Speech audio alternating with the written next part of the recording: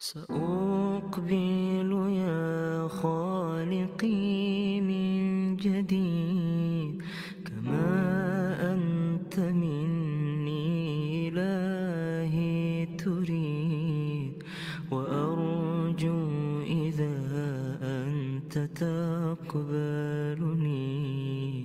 جنان الخلود ومنك المزيد. عصيتك ربي فأمهلتني وتسترني رغم أني عنيد، لأنك ربي غفور ودود رحيم بكل الورى والعبيد.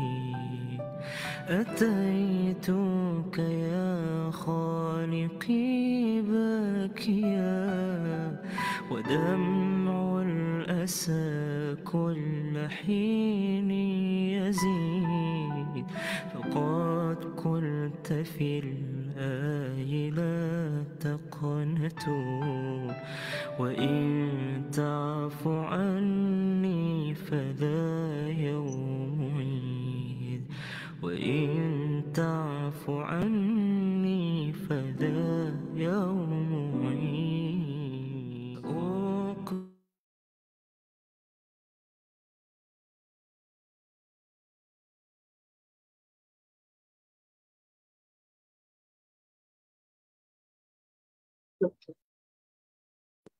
Kabar teman-teman semua, alhamdulillah sudah bergabung nih dari Kalimantan ya. Mbak Yuliana, ada Mbak Yuli, ada Teh Esi, Teh Santi, ada dari Riau, Mbak Nur Aisyah. Bentar ya, ini kayaknya mau flu.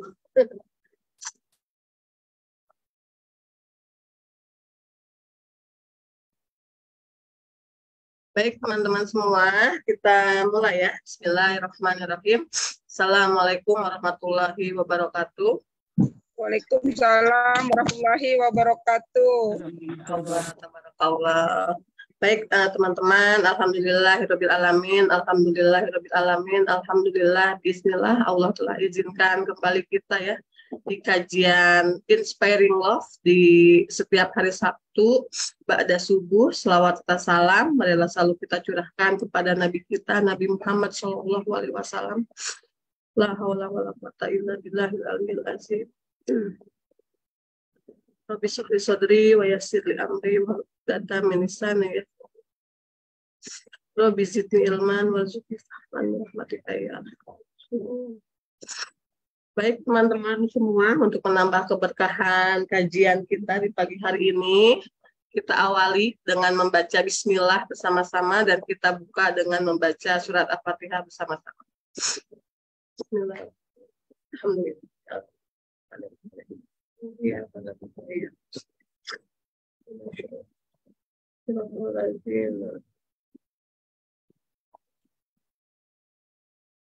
Amin.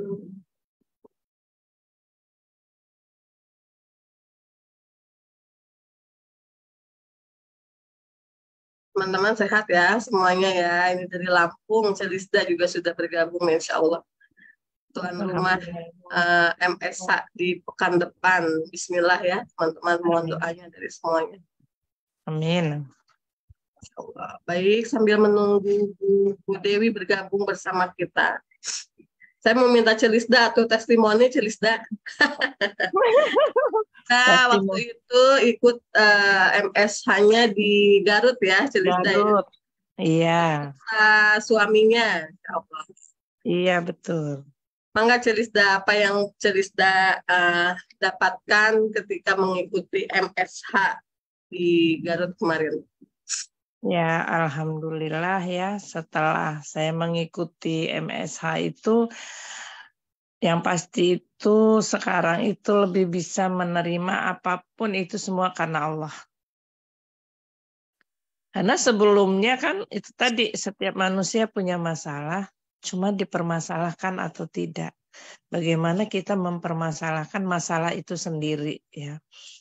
Jadi kalau dulu itu sebelumnya itulah ya lebih banyak pakai emosi gitu. Jadi semuanya itu nggak kita kembalikan sama Allah gitu. Padahal semua itu Allah yang berkehendak, Allah yang menciptakan kita, Allah yang mengatur kita. Jadi ya lupa gitu. Apa-apa tuh nggak minta temenin Allah gitu. Kalau sekarang itu langkah apapun dalam mau mencari rezeki gitu, selalu ya Allah temani gitu. Temani hamba, kuatkan hamba ya. Hamba titip diri ini gitu. Ya apa yang dikasih sama Ibu Dewi luar biasa ya. Saya coba terapkan, belajar pelan-pelan gitu ya.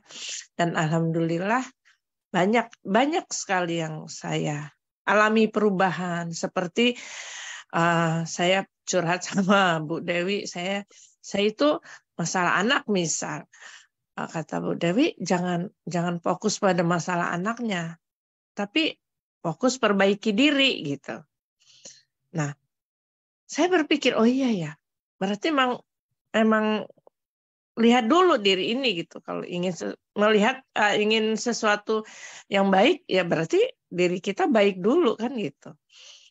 Akhirnya saya coba itu gitu, saya perbaiki dari sholat gitu, dari waktu segala macam itu saya perbaiki. Akhirnya kesabaran itu datang. Nah dengan datang itu sampai gini anak saya tuh bilang ini, Mama keren. Dia bilang, Mama bisa lebih sabar ya. Gitu. Mama sekarang nggak suka marah gitu, nggak yang apa-apa kan dulu, kesel gitu, terus frontal gitu. Tapi sekarang sampai anak saya bilang, Mama keren loh Mah. Gitu. Ya itu banyak sekali lah pokoknya yang nanti tanpa saya sadar, oh gitu, oh ini ya gitu. Artinya banyak lah perubahan dari situ itu banyak gitu. Makanya saya dari hari itu kuat, saya ingin Lampung ini ada. Kenapa? Supaya teman-teman, sahabat-sahabat di Lampung itu bisa merasakan gitu. Semoga juga menjadi satu wasilah dalam perubahan ya gitu. Nah, mudah-mudahan Allah lancarkan ya Teh sampai ke Lampung. Amin. Ya, semua teman-teman banyak yang bisa merasakan dan merubah paling enggak ya, merubah segala sesuatunya semua karena Allah. Amin. Itu ya Teh. Terima kasih Teh.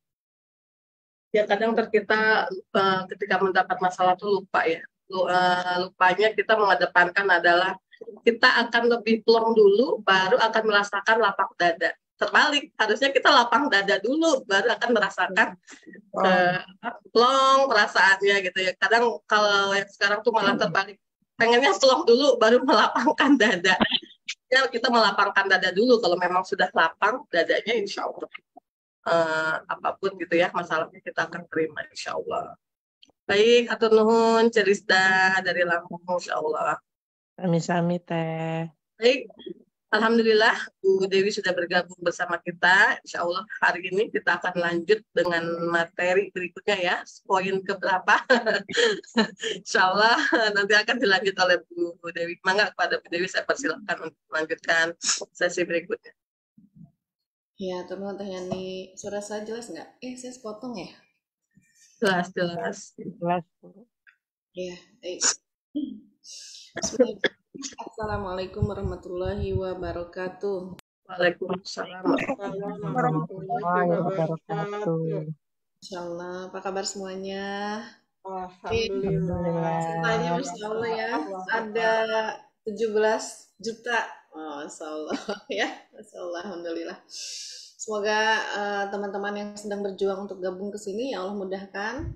Kemudian yang mungkin sedang sakit, Allah tadi apa Teh Yani ngomong-ngomong lapang dada nih, lagi bicara dada. Lapangkan hatinya ya dalam keikhlasan, kesabaran atau ujian-ujian lainnya ya Insya Allah ya, mudah-mudahan Allah gerakkan bisa ikut gabung dengan kita Kemudian yang mungkin sekarang sedang dibuat sibuk sama Allah ya dengan urusan lainnya, segera mendapatkan kesadaran kembali gitu ya. Insya Allah, alhamdulillah. Dan memang teman-teman istiqomah itu mahal banget ya, mahal banget. Kita buat taat aja butuh perjuangan ya, butuh perjuangan agar bisa mentaati perintah Allah. Misalnya dalam hal ini kita belajar ya, itu butuh perjuangan banget, kesadaran dan perjuangan agar benar-benar kita itu bisa melaksanakan perintah Allah ini. Nah, setelah taat, ada PR berikutnya lagi, yaitu bagaimana kita bisa istiqomah dalam ketaatan itu. Insya Allah ya. Dulu pejuang subuh awal-awal banyak ya Tani ya. Ya. Banyak lah gitu ya, di atas 100 kalaupun apa namanya di Zoom ya, belum yang FB ya. Tapi itulah istiqomah itu mahal ya.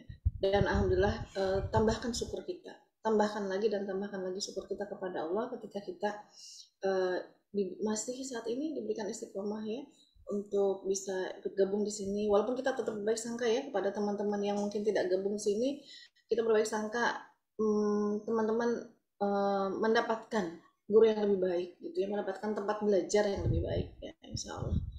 Kita sama-sama apa namanya belajar terus ya, saling menguatkan. Dan saya sendiri di sini lebih senang di apa namanya dianggap gitu ya, diposisikan sebagai teman belajar ya, jadi setara gitu ya. Kalau teman belajar nanti teman-teman kadang-kala kita juga sering kasih kesempatan untuk berbagi ya Teh Hani ya.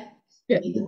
Ilmu kita semua itu tentu berbeda, pasti ada yang ilmu saya tahu teman-teman nggak tahu, yang teman-teman tahu saya nggak tahu. Nah itu pasti begitu, jadi kita indahnya kalau kita saling berbagi dan belajar bareng terus gitu ya, alhamdulillah.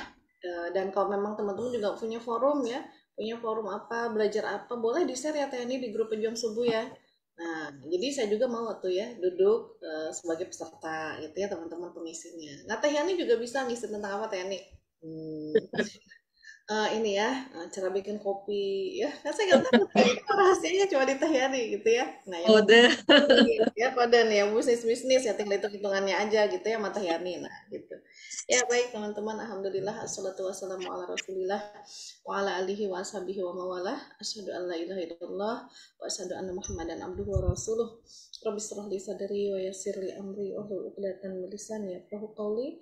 Rabbana zidna ilma warzuqna fahma birahmatika ya arhamar rahimin. Amin amin ya Allah ya rabbal alamin. Amin ya rabbana ya mujibas sa'ilin. Amin.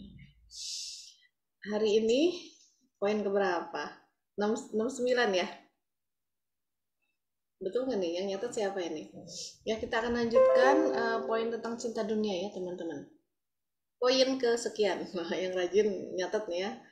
Teh ini rajin nyatet nggak? Nggak salah. Nggak salah. Iya, soalnya ini teman-teman kayaknya salah satu host yang jangan dicontoh ya. Kadang-kala saya ngisi kemana gitu, ditinggalin dulu. Iya. Bentar.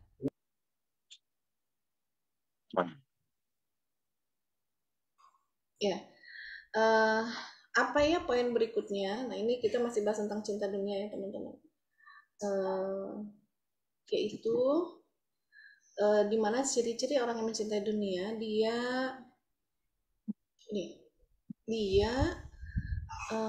mudah putus asa ya.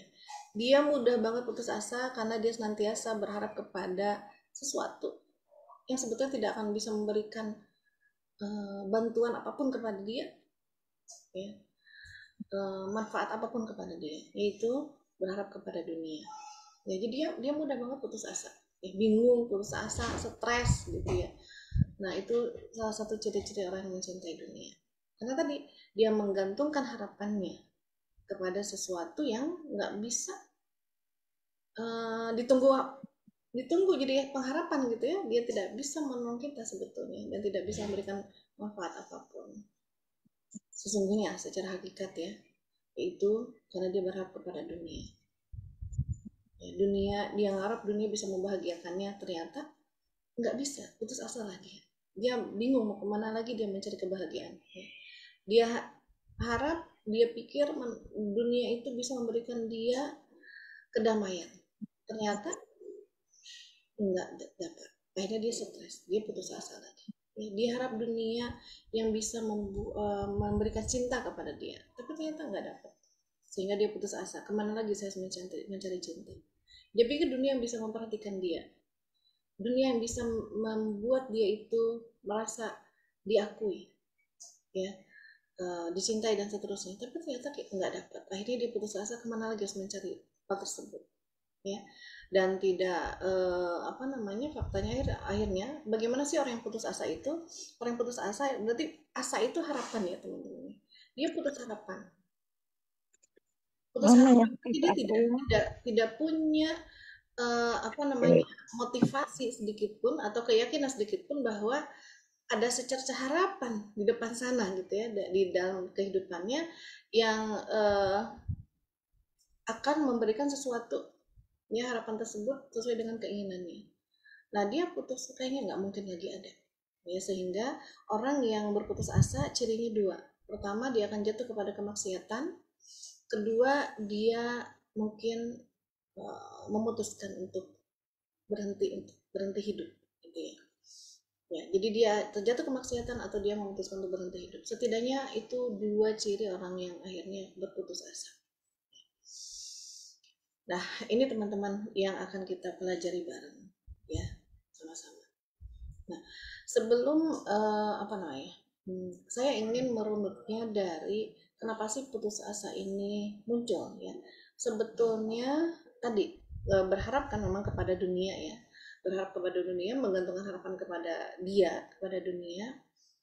Nah, tapi ini sebetulnya adalah salah satu ciri-ciri saja. Kaitannya itu nanti kaitannya dengan iman, teman-teman, ya. Kaitannya dengan iman. Kenapa dia itu sampai menggantungkan harapannya kepada dunia? Ini memang kaitannya kan dengan imannya. Harusnya kan harapan itu semata-mata kepada Allah, mencari cinta dari Allah, mencari kedamaian kepada Allah, pertolongan dari Allah, mencari penghargaan, penghormatan, ya, pertolongan, kebahagiaan dan seterusnya itu dari Allah SWT. Tapi ketika pada dunia berarti kan dipertanyakan imannya kepada Allah.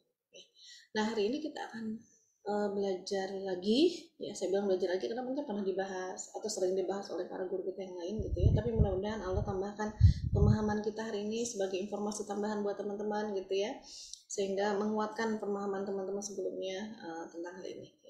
Nah, kita banyak sekali dalam Quran itu ciri-ciri orang beriman, ya. Kalau dalam surat Al-Baqarah, ya, ayat-ayat awal, ya, siapa sih yang beriman itu? Alladzina yu'minuna bil ghaib wa yuqimunas salata wa mimma razaqnahum yunfiqun, gitu ya. Orang-orang yang mengiman yang gaib, ya, kemudian berikan salat, zakat, gitu ya, dan seterusnya. Dan ciri orang kafir apa? Waladzina kafaru wa kadzabu bi ayatina, ya, dan seterusnya. Itu baru salah satu saja ciri-cirinya. Nah, cuma yang saya akan bahas hari ini yaitu teman-teman yang udah pernah ikut MSH mungkinnya sambil murojaah, ya. Yaitu di dalam surat ini, teman-teman, ya, surat Al-Anfal ayat 2. Kita akan lihat ciri-ciri orang beriman di sini. Nah, ya. Jadi kalau dalam hal ini karena saya juga basisnya healing, ya, teman-teman, ya, saya pakai bahasa sehat dan sakit, ya. Orang yang beriman berarti hatinya sehat, ya. Orang yang tidak beriman atau imannya lagi lemah, nah itu dikatakan sedang sakit. Nah, surat Al-Anfal ini menyatakan ciri-ciri orang yang hatinya sehat atau yang beriman itu seperti apa, ya. Dan sering banget dibahas, ya, ini insya Allah oleh para guru kita, ya. Bismillahirrahmanirrahim. Innamal mu'minuna alladzina, ya, sesungguhnya orang-orang yang beriman itu yaitu, ya, orang-orang yang idza dzukirallahu wazilat qulubuhum. Apabila mereka disebut nama Allah, ya, idza dzukirallah, ya, apabila disebut nama Allah, wazilat qulubuhum, gemetarlah hati mereka. Nah, itu ciri orang beriman, ya. Itu siapa? Orang yang gemetar hatinya, bergetar hatinya, deg-degan hatinya, deg-deg ser gitu ya kalau bahasa apa dong teknik ya gitulah, bergetar hatinya gitu ya, ketika disebut nama Allah. Itu ciri pertama, ya. Yang kedua apa? Wa idza, dan apabila tuliat alaihim ayatuhu, nah, apabila dibacakan ayat-ayatnya, zadathum imanan, bertambahlah iman mereka. Itu ciri orang beriman yang kedua. Yang ketiga apa? Wa ala rabbihim yatawakkalun, dan atas Tuhan mereka lah mereka berserah diri, bertawakal hanya kepada Allah. Mereka itu bertawakal, menyerahkan diri, gitu ya teman-teman. Nah, ini 3 ciri orang beriman. Pertanyaannya, sudahkah ada pada diri kita ciri-cirinya? Ya, inilah 3 ciri orang yang hatinya sehat, gitu ya. Nah, saya udah nyebut-nyebut nama Allah sejak pembukaan tadi. Coba cek, coba jujur gitu teman-teman, ada deg nggak hati kita, deg-degan gitu ya, gemetar hati kita ketika disebut nama Allah tadi. Ada perasaan tertentu gitu, rasanya terguncang hatinya, atau apa ya, nyeblak kalau bahasa Sunda ya, nyeblak hatena gitu ya. Namanya itu bukan seblak tapi ya. Nah itu kenapa disebut seblak ya, karena identiknya pedas ya, sampai bikin hatinya nyeblak gitu ya, hatinya berdetak kencang gitu ya. Nah, ada nggak perasaan begitu? Terasa nggak di hati kita gemetaran, getaran, suatu getaran ya, yang ketika disebut nama Allah? Kalau tidak, kalau belum, nah mungkin itu kita hatinya sakit ya, atau belum termasuk orang beriman sesungguhnya. Ya. Dan yang kedua apa? Dibacakan ayat-ayatnya, kita itu nambah iman. Nah, saya nanya, udah berapa kali kita mendengar ayat Allah? Ribuan kali? Saya kira ribuan kali. Bahkan mungkin kita sudah khatam berapa kali Al-Quran? Dibaca.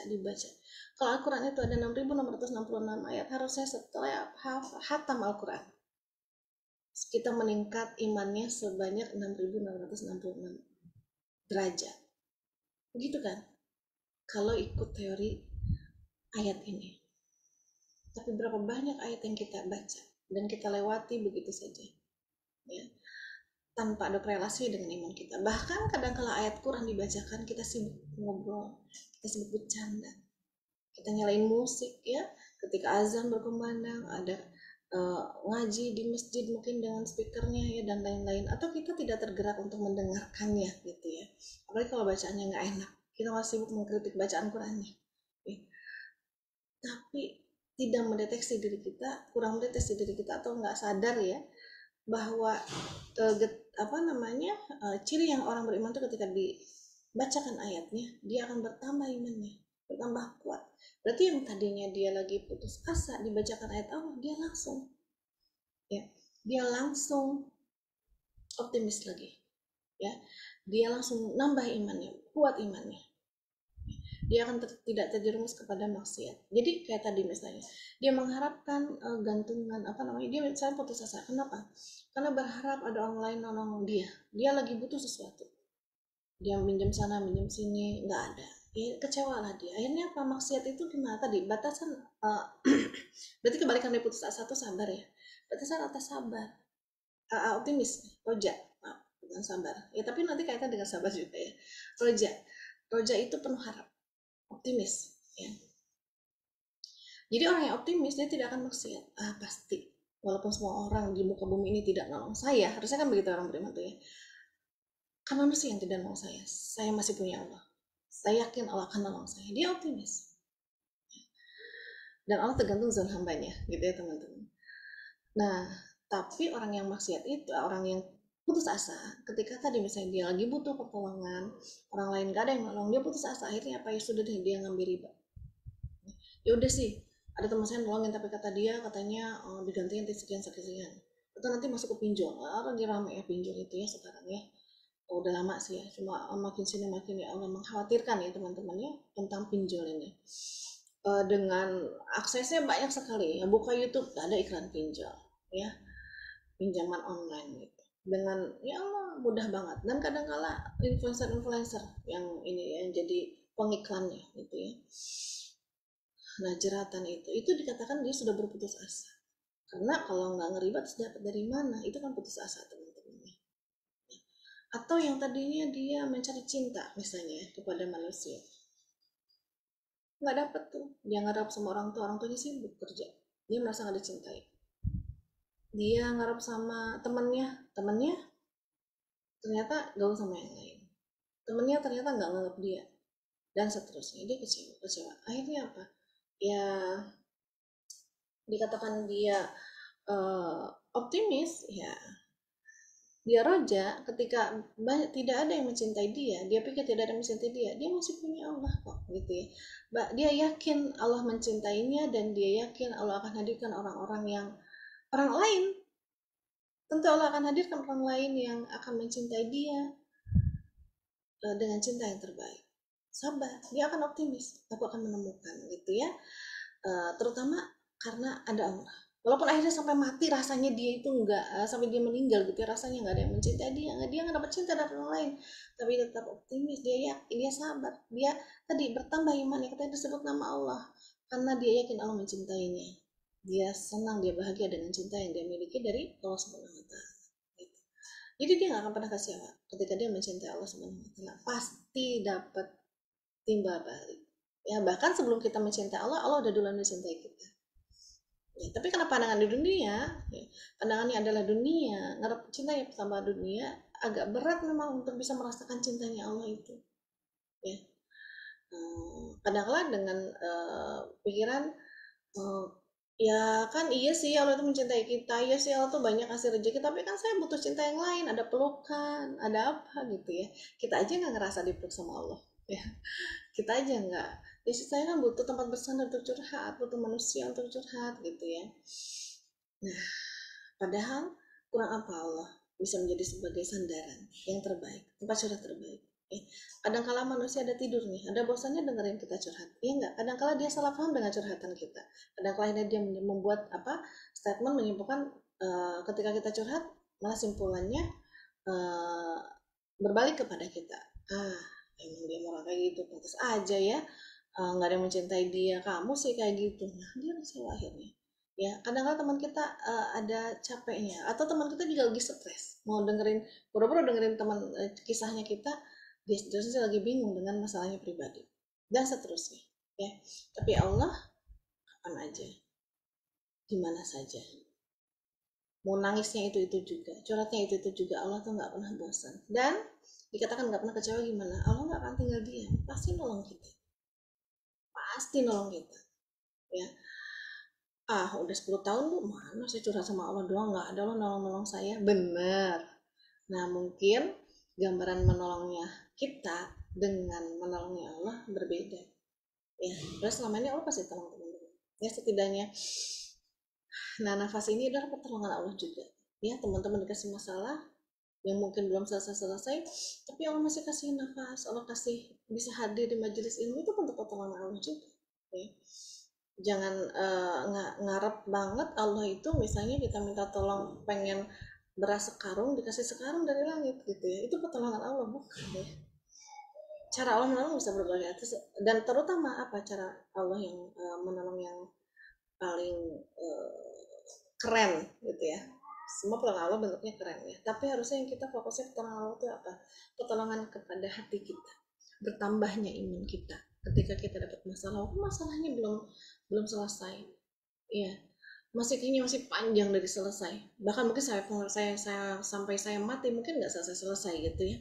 Tapi ketika Allah tolong hati kita, ya, dikuatkan iman kita, dilapangkan dada kita, diberikan taufik kita tuh ikhlas, sabar menghadapi semuanya, itulah pertolongan yang luar biasa. Itu pertolongan yang nggak semua orang Allah kasih, gitu ya. Mahal banget pertolongan itu yang lebih utama dibandingkan apapun, gitu ya. Pertolongan atas hati kita, bertambahnya iman kita. Nah, seperti itu teman-teman, ya. Kemudian dan hanya kepada Allah mereka bertawakal, ya, berserah diri. Nah, ini kita akan bahas pelan-pelan, dikit-dikit, nggak tahu sampai berapa pertemuan ya teman-teman. Kalau di MSH mungkin saya menyampaikan ini sekitar 2 jam, ya. Ini akan saya insya Allah detili gitu ya teman-teman, ya. Nah, pertama apa tadi? Gemetar hati mereka, ya. Nah, gemetar hati mereka, menurut teman-teman, ya.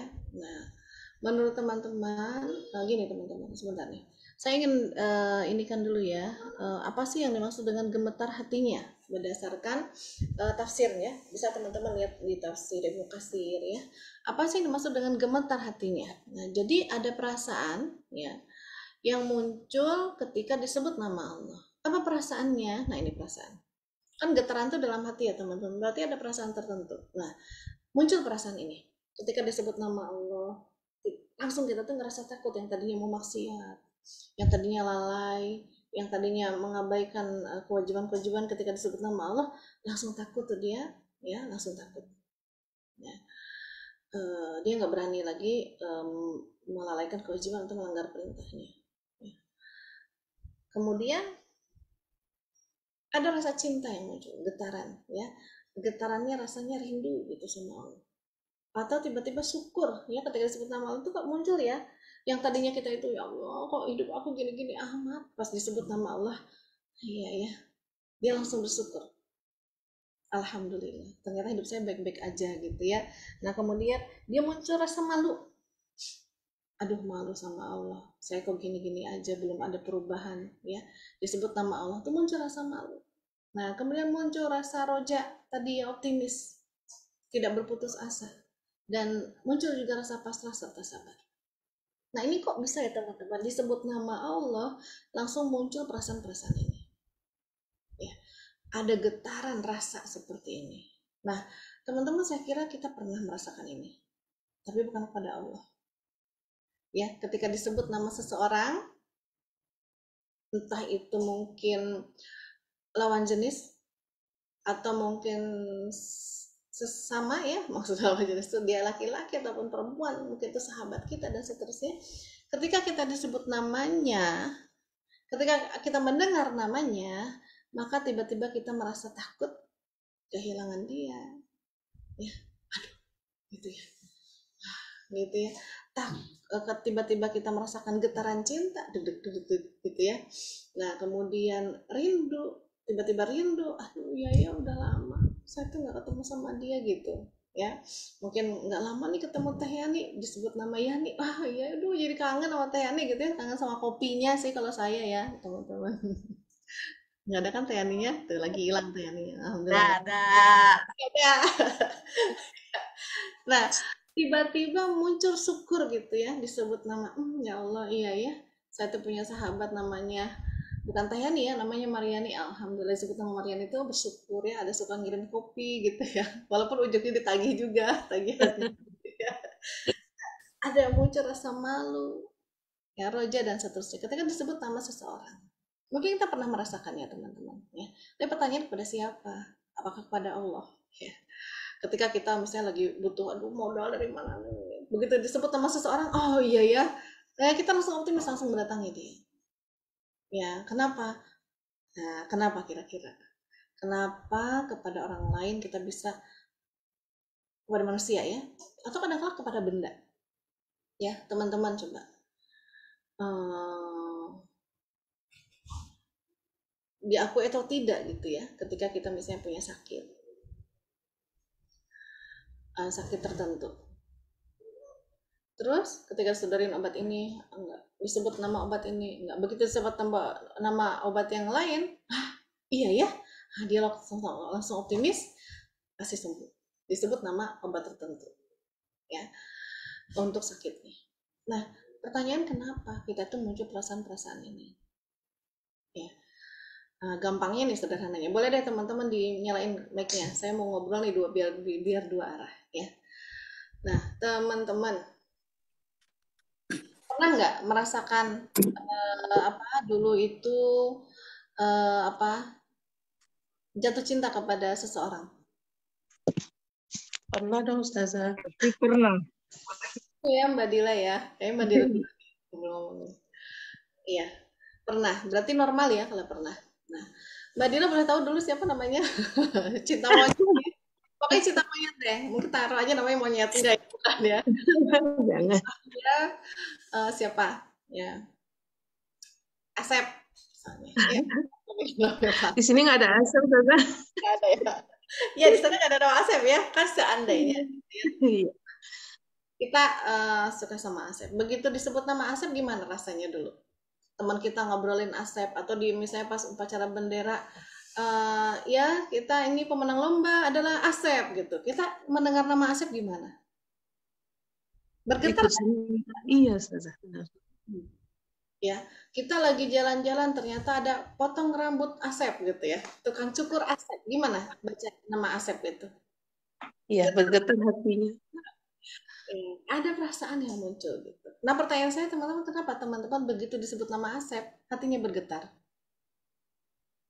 Karena ada rasa cinta itu, Ustazah. Berarti kalau disebut nama Allah belum bergetar, artinya kenapa? Belum timbul rasa cintanya.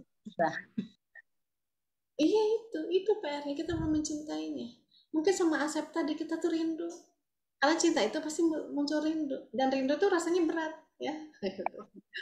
Berat rindu itu. Nah, itu PR kita banget. Ya, pada ciri orang beriman itu berarti dia mencintai Allah. Ciri orang beriman dia merindukan Allah, dia takut kepada Allah dan seterusnya. Nah, tapi tadi kenapa kepada makhluk kita itu mudah? Ya, kadang-kala ini tersematkan kepada makhluk nih perasaan ini, takut, cinta. Nah, gambarannya begini teman-teman. Ya, saya ingin tolong teman-teman jawab apa yang teman-teman pikirkan terhadap nama-nama yang akan saya sebutkan ini. Ya, cabe. Pedas. Gula. Manis. Apa? Semut. Gatel. Kecil. Ulat. Gatal. Iya. Kecoa. Jijik. Nasi Padang. Enak. Pedas. Oke. Iya. Minyak kayu putih. Harum. Hangat. Belimbing ulu. Asam. Iya. Sekarang saya ganti lagi. Garam. Asin.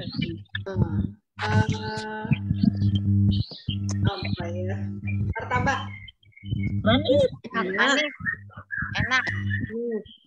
Mariani. Baik. Aduh, Cici. Kangen tuh. Nanti dia GR loh ya. Udah gak jadi tuh pertanyaannya ya. Bawel. Nah, saya sebut lagi nih. Umar bin Khattab. Pedas. Fir'aun. Kejam. Hadis. Yusuf. Baik ganteng. Terus Abdurrahman bin Auf. Kaya. Dermawan. Aderei. Pakar. Olahragaan. Jojon. Lucu. Kumis ya. Jojon kumis. Polisi.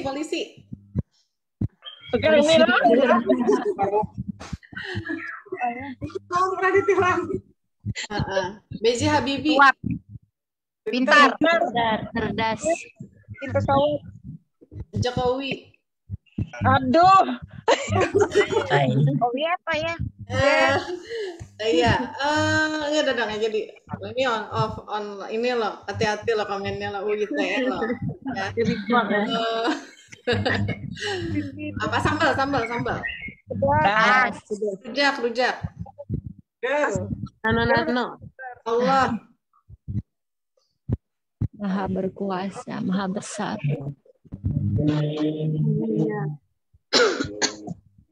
Nama Allah mikir dulu ya. Banyak segalanya. Bukan. Menurut saya bukan karena banyak. Begini teman-teman. Ya, nah kita akan gambarkan. Nah, tadi dari saya yang radar yang saya sebutkan tadi, mudah-mudahan masih ingat ya. Saya menyebut apa? Nama yang mana? Pas saya sebut tadi, itu rasa takut. Fir'aun. Yang lain? Allah. Allah. Jawaban jujur ya, jawaban jujur bukan jawaban ideal. Lebih tak akan menghindari siksanya Allah, akan menghindari atau kita lebih menghindari kecewa? Siksa Allah. Bener Bu, saya takut banget soalnya. Iya, Bu. Lama di neraka. Alhamdulillah. Ya. Lama di neraka. Tapi bener nggak tadi disebut nama Allah itu munculnya rasa takut yang langsung tergambar di benak kita. Pasti saya sebut nama kecoa atau mungkin ulat, lebih takut mana rasanya di benak kita ketika disebut nama Allah? Allah. Allah. Ya, benar ya. Alhamdulillah kalau begitu. Bahkan takut menggambarkannya tadi. Nah, pas tadi yang saya sebutkan muncul rasa cinta. Jujur ya, muncul enggak? Rasa itu muncul enggak gitu? Allah. Muncul, Bu. Ya Allah. Selalu Allah. Allah. Ya, alhamdulillah. Rindu? Rindu. Rindu, Bu. Kalau saya kayak tadi ya, kalau mau jujur kayaknya lebih rindu, misalnya lebih rindu nasi padang daripada sama Allah, karena kalau rindu sama Allah, ciri-cirinya nanti kita akan lihat ciri-cirinya, gitu ya.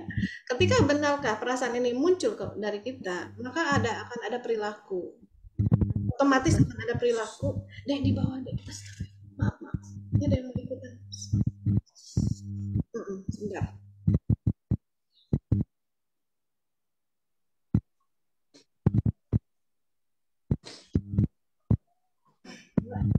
Ya, nah di antara yang misalnya gini teman-teman, di antara yang saya sebutkan tadi, seandainya teman-teman lagi berutang banyak, seandainya orang-orang yang tadi saya sebutkan tuh masih ada, masih hidup gitu ya, atau benda-benda yang saya sebutkan tadi masih hidup, pokoknya yang saya sebutkan tadi ada gitu ya.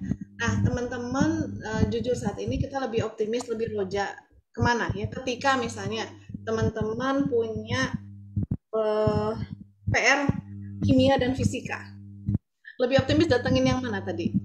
B.J. Habibie. B.J. Habibie ya. Pas teman-teman lagi aduh pusing nih saya ini kayaknya butuh yang seger-seger, teman-teman cari apa tadi? Rujak. Ya, optimis nggak akan dapat segar? Iya. Seandainya teman-teman punya utang banyak, di antara orang-orang tadi teman-teman optimis datengin siapa? Abdurrahman bin Auf, Ustaz. Abdurrahman bin Auf. Ya. Umar kalau masih ada. Kalau Iya, ada. kalau kata saya. Ya. Nah, kalau apalagi nih ya. Nah, itulah teman-teman, kita tuh banyak mempertanyakan pada diri kita, jujur sama diri kita. Karena kita kalau nggak jujur sama diri sendiri, kita nggak mungkin bisa memperbaiki diri kita. Kalau jujur, kalau saya pribadi jujur, masih sering kepleset gitu ya. Saya lebih takut ketemu sama ular dibanding ketika disebut nama Allah. Karena kan begitu. Karena kalau perilakunya orang yang punya ciri-ciri seperti ini, ya, ketika muncul perasaan ini, perilakunya pasti akan memperlihatkan dia memiliki perasaan tadi. Connect.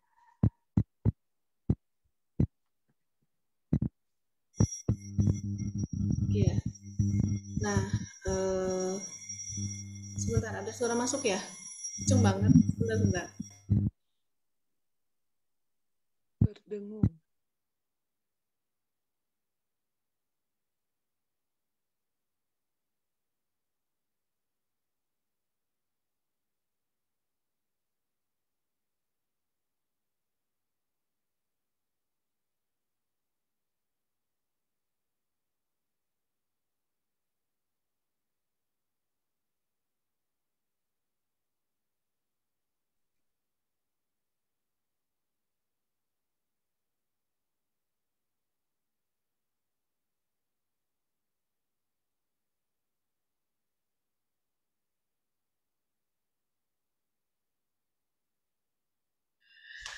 Ya.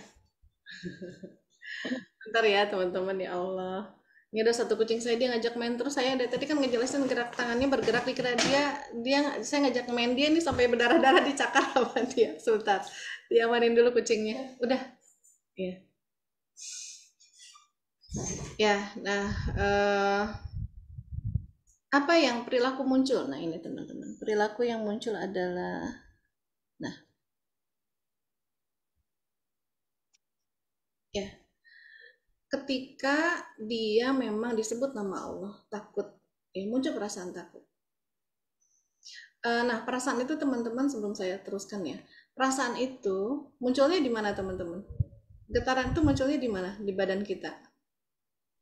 Di hati, Hati itu di mana? di jantung, Jantung itu di mana? di kiri, dada sebelah kiri atas ya. Iya. Eh,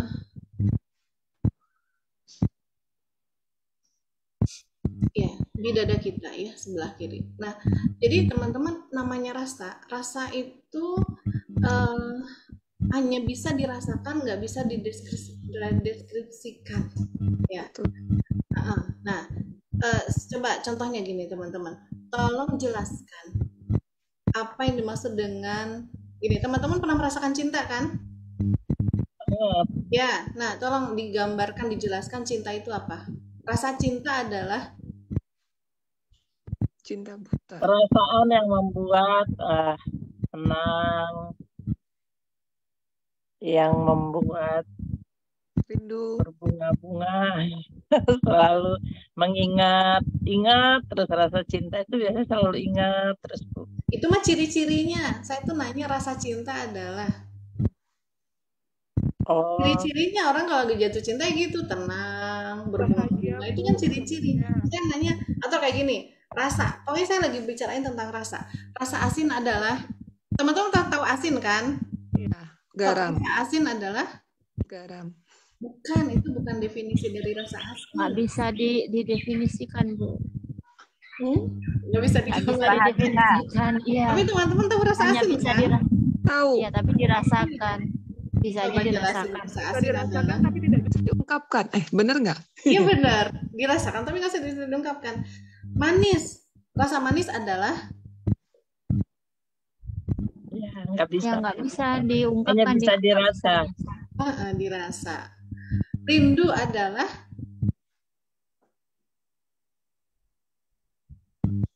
Itu adalah ingin bertemu. Iya, kangen apa? Iya, bener kangen. rindu tuh ingin ketemu. Debt collector juga pengen tukar ketemu sama ibu-ibu. Beda, Bu, beda. Tukang kredit juga pengen ketemu sama kita. Apakah dia rindu? Ya, ada hutang. Berarti pengen ketemu hanya ciri-ciri orang yang sedang merindu. Iya. Takut adalah nggak mau ketemu. Iya. Kita kan nggak mau ketemu itu. Ya, takut adalah, coba apa teman-teman? Itu hanya ciri-cirinya, nggak mau ketemu itu takut. Ya.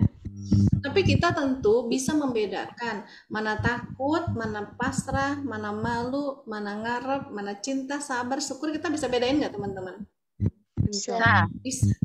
Nah, coba sekarang saya minta teman-teman bayangkan sesuatu yang teman-teman benci. Coba. Pas bayangan itu, membayangkan dia atau sesuatu tadi, muncul rasa bencinya. Terasa nggak bencinya? terasa. Oke, nah sekarang saya ingin teman-teman pernah nggak ngerasa malu banget pas ada kejadian apa? Diingat-ingat kejadiannya. Pernah. Nah, ya. Nah, pernah ya ngerasa malu ya? Pas apa teman-teman? Pas kepleset di jalan? Omelin di depan orang banyak. Iya, pas bajunya kebalik. Malu ya? Sampai muka kita merah gitu. Malu. Nah, punya nggak perasaan gitu ketika disebut nama Allah? Semalu itu nggak? Ya. Teman-teman mungkin pernah ngeliat atau ngebayangin ya, bayangin. Teman-teman ketemu sama pocong misalnya. Takut. Takut kan? Nah, takut yang kayak gitu. Ada nggak? Hadir nggak perasaan takut gitu ketika disebut nama Allah? Tapi kan Allah bukan pocong. Tapi rasa takut itu ya sama gitu. Ya, rasa takut, bener takut. Kalau ketemu pocong perilakunya ngapain teman-teman? Kabur. Dipeluk, kenalan atau ngapain perilakunya? Takut. Kabur. Lari. Nah, teman-teman ketika tadi bilang katanya disebut nama Allah ada muncul rasa takut, teman-teman langsung lari nggak? Artinya lari kepada Allah. Lari meninggalkan maksiat. Langsung teman-teman optimis itu langsung melakukan sesuatu yang bisa mendekatkan kepada Allah. Ya masalahnya kalau takut kepada Allah itu bukan menjauhi Allah, justru mendekati kepada Allah, itulah saking takutnya itu deket-deketin Allah. Mungkin teman-teman langsung sibuk berzikir, langsung sibuk apa, langsung sibuk istighfar gitu ya ketika disebut nama Allah, karena muncul rasa takut tadi gitu. Nah, ya jadi kita butuh jujur kepada diri kita. Ada nggak sih getarannya? Ada nggak dek gitu ya dalam hati kita itu ketika disebut nama Allah? Ada perasaan tertentu, ya? Atau yang tadinya apa namanya putus asa ketika disebut nama Allah, optimis tadi, seoptimis kita ketika disebut Abdurrahman bin Auf, ya. Ketika seoptimis kita pasti seger kalau apa? Ketemu rujak, gitu ya.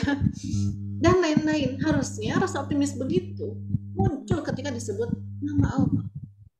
Ya, nah kenapa sih muncul? Kenapa tadi kita bisa optimis kepada benda-benda atau manusia yang kita ada di sekeliling kita, gitu ya? Karena kita itu mengenal mereka. Kita kenal mereka sampai ada di dalam benak kita, masuk ke dalam hati kita, sehingga ketika kita mereka disebut namanya, kita punya perasaan tertentu terhadap mereka. Ya, pocong, langsung rasa takutnya muncul karena kita memikirkan mereka, terbenakkan dalam diri kita gitu ya, menjadi persepsi yang kuat sehingga ada perasaan tertentu kepada mereka. Ya, karena kita sering apa? Sering berinteraksi, mengenalnya. Setidaknya interaksinya pun walaupun satu arah, kita sering banyak kali info masuk, ya. Dan kita mengindranya gitu. Ya, teman-teman. Itu yang membuat kita itu persepsinya kuat terhadap sesuatu. Ya, ada orang yang dulu takut ya kemarin pas pandemi takut sama COVID, ada yang tidak takut sama COVID. Yang takut kenapa? Karena banyak melihat fakta, ya, melihat fakta, informasi yang membuat dia itu akhirnya jadi takut, menghindari dia itu terhadap COVID tadi. Ya, bagaimana dia supaya tidak tertular. Ada yang dia mungkin melihat fakta dan seterusnya, tapi dia tidak membenarkan tadi kepada dirinya, tidak menjadikan tadi sebuah persepsi yang COVID itu menakutkan, karena mungkin terbantah dengan fakta-fakta lain yang dia lihat. Oh, katanya itu mah udah banyak yang di COVID kan, nggak ada kok COVID itu, tuh teman saya nggak pakai masker baik-baik aja. Mungkin dia tertutupi fakta yang lain itu dengan fakta yang lainnya, ya. Fakta yang satu dengan fakta lainnya yang dia adopsi, yang dia yakini adalah fakta yang mungkin yang tadi, oh nggak ada COVID itu, jadi nggak ada muncul rasa takut. Nah gitu teman-teman ya. Jadi yang membedakan kenapa perasaan ini muncul dengan tidak, ya kenapa teman-teman ketika disebut nama-nama tadi itu optimis gitu ya. Mungkin takut kepada nama-nama tadi dan seterusnya karena kita memahami mereka, kita punya persepsi tertentu kepada mereka karena kita mengenalinya. Kenapa kenal? Karena sering melihat fakta yang terindra, ya mungkin terdengar, mungkin dilihat, nah sering begitu. Jadi munculnya persepsi kekuatan, keyakinan tertentu kepada dia, oh itu tuh menakutkan, oh kalau kayak gitu tuh memalukan, kalau gini tuh dan seterusnya. Kita punya persepsi terhadap benda-benda tadi. Nah berarti kalau belum muncul perasaan tadi kepada Allah, kita belum terbenakkan dalam diri kita sifat-sifat Allah, ya, belum terbenakkan bahwa Dia itu maha memberi azab, maha dan seterusnya, sehingga rasa takutnya masih ya sekedar kadang-kala di bibir aja.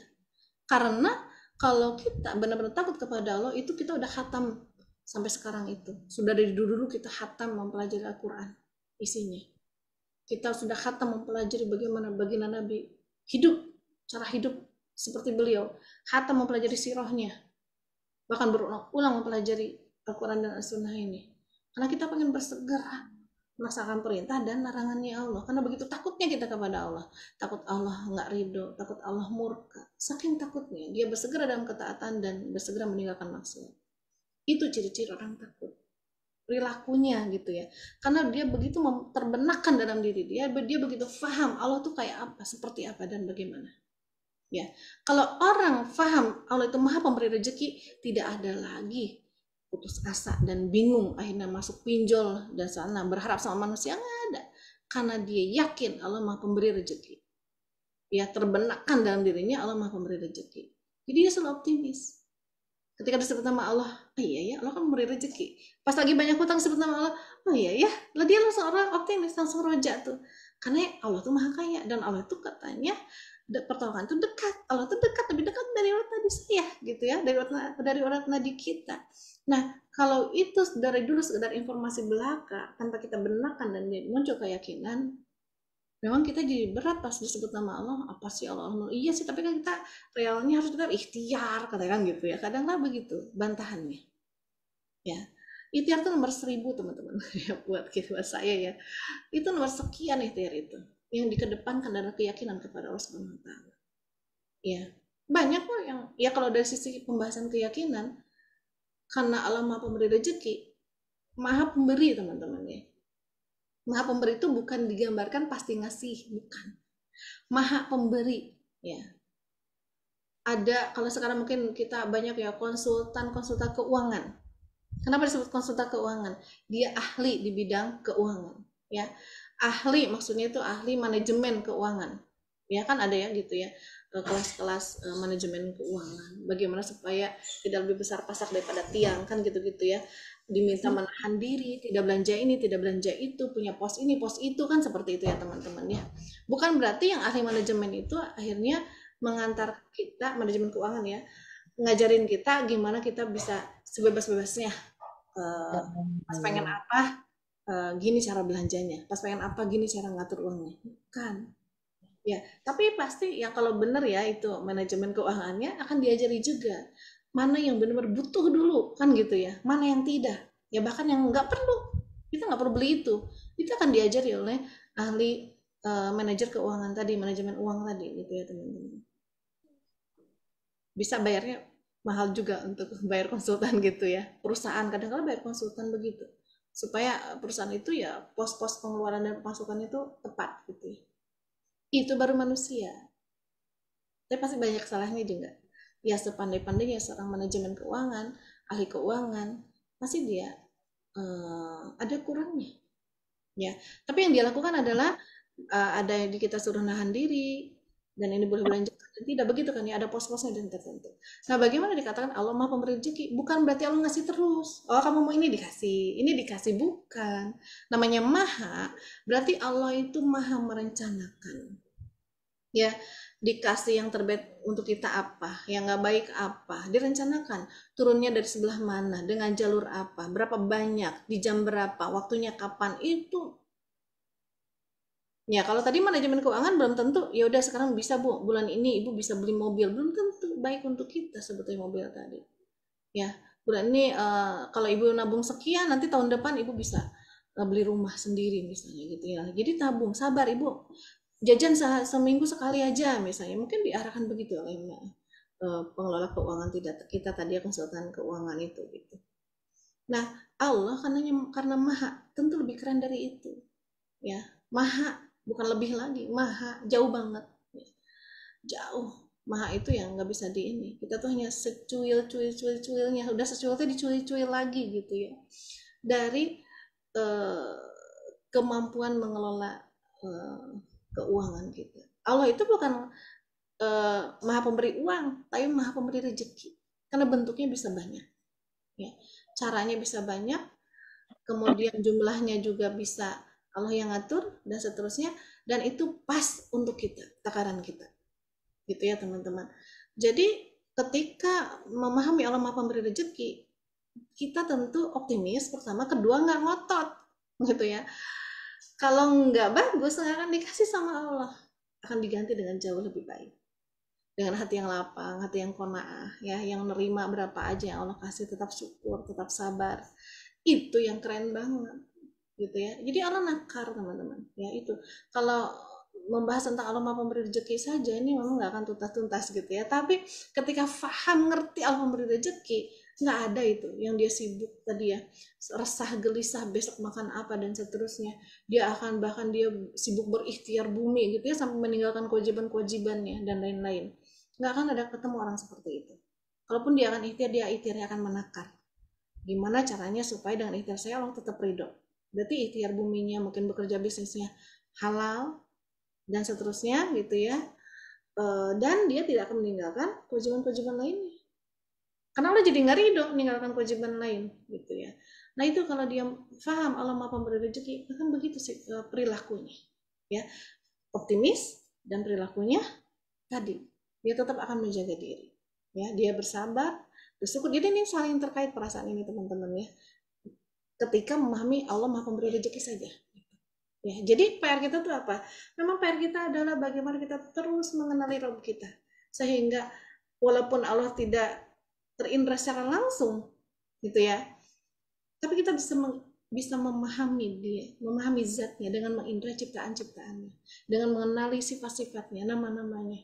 Kita bisa mengenal Rabb kita, sehingga muncul keyakinan. Ketika disebut nama Allah, muncul perasaan-perasaan takut, pasrah, dan seterusnya tadi. Itu muncul, karena kita begitu mengenalnya. Kita akan lebih optimis.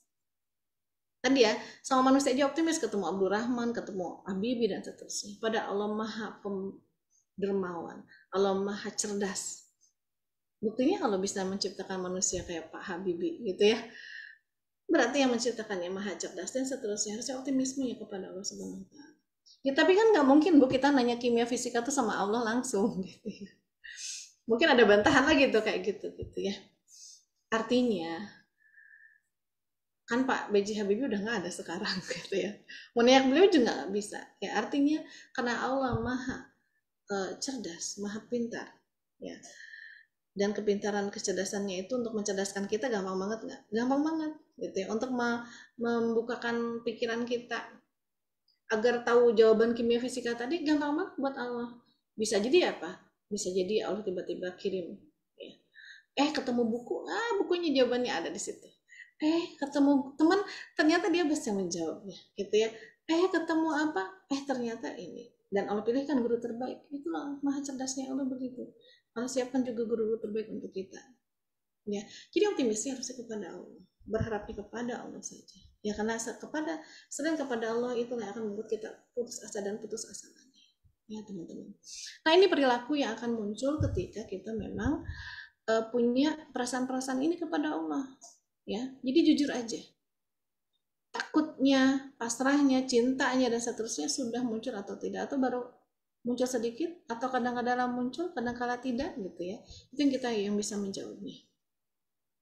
Nah, kalau orang yang takut kepada Allah, maka perilakunya, ya, dia akan senantiasa takut kepada Allah dalam kondisi kapanpun. Mau ada orang dia takut, nggak ada orang dia takut. Maksudnya begini, kadang-kadang kalau banyak orang kita lebih bisa menjaga diri, ya, tutup aurat, ngomongnya nggak macam-macam, ya. Buka HP juga buka HP, malu ada teman aku gitu ya, buka HP-nya yang ya aplikasinya yang baik-baik gitu ya, dan lain-lain. Tapi coba lihatlah kita ketika orang lain tidak ada, ketika teman-teman hijrah kita nggak ada, teman-teman taat kita nggak ada, bagaimana perilaku kita ketika kita sendirian, atau ketika setidaknya kita hanya ada di dalam keluarga kita lah yang paling tahu kita sesungguhnya yang seperti apa gitu ya. Nah itu teman-teman.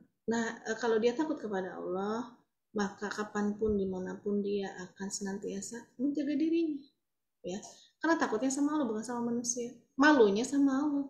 Malu kalau ketemu, aduh ada Bu Dewi, kadang-kadang begitu, ada Bu Dewi jadi malu nih, saya nggak pakai kerudung nih gitu, nah, karena maka saya malunya gitu ya. Nah kadang-kadang mungkin ada orang yang begitu kepada kita, ya. Nah teman-teman, nah jadi kepada Allah dia itu takut, kapanpun dia akan takut, ya. Mumpung nggak ada teman-teman aku, dia buka aplikasi apa gitu ya di WhatsApp, di HP ya, mungkin yang porno dan lain, nah uzubillah gitu ya teman-teman. Nah cek aja. Atau yang berkerudung nih, yang berjilbab misalnya ya, yang berjilbab ya rajin kok gitu ya, tapi ketika misalnya malam-malam tuh ya, kita lupa tuh jemuran di depan rumah, aduh jemuran ya, nah tengok kiri tengok kanan, kita cuma pakai handuk doang ya, tangan kemana-mana, daster pendek dan lain-lain, langsung keluar ngambil jemuran, karena nganggapnya apa, nggak ada orang ya. Padahal wajib berjilbab itu bukan karena ada orang atau tidak, tapi karena ketika keluar rumah kita wajib berjilbab gitu ya. Keluar dari pintu rumah tuh kewajiban jilbab itu kapan sih kita jadi wajib berjilbab? Apakah di depan suami kita? Kan bukan ya, yaitu ketika kita keluar rumah gitu teman-teman. Nah jadi kalau takut, dia akan takut walaupun nggak ada orang, karena ada Allah gitu ya. Nah dan ini teman-teman, orang yang ketika banyak orang dia taat, dan ketika tidak ada orang dia merasa tidak ada orang, dia jadi bermaksiat. Maka orang yang seperti itu ketika tadi nggak ada orang, keluar aja dari rumah gitu ya tanpa berjilbab, ambil jemuran, maka dikatakan oleh baginda Nabi Muhammad SAW, orang tadi itu amalnya langsung rontok semua, pahalanya langsung hilang semua. Ya, pernah teman-teman kehapus aplikasi tertentu, terhapus obrolan tertentu belum dibintangin, gitu ya. Seperti itulah, kehapus semua. Pahala, kalaupun kita punya pahala gitu ya. Pahala dari amal-amal kita yang sebelumnya. Gara-gara kita merasa, nggak ada orang ini, gitu ya. Padahal kan ada Allah.